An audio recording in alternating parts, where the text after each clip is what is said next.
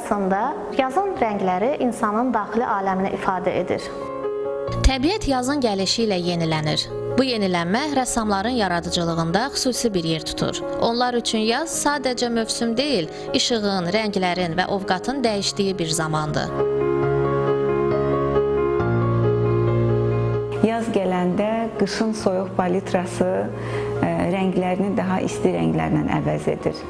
Təbiət canlanır, quşlar, çiçəklər, həşəratlar hamısı hərəkətə gəlir və bu təkcə təbiətdə deyil, həm də insanın ruhuna da təsir edir. Ona görə ki, biz rəssam olaraq təbiətdən ilham alırıq.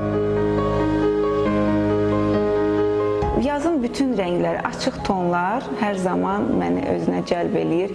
Çünki yazda günəşin şüaları belə təbiətdə keçid tonları yaradır və rəssamlar bundan qaynaqlanırlar. Palitramda məsələn çəhrayı, narıncı, bənövşəyi, firuzəyi rənglərə daha çox üstünlük verirəm. O da məndən asılı deyil. Yəni təbiət özü sanki bunu mənə diktə edir.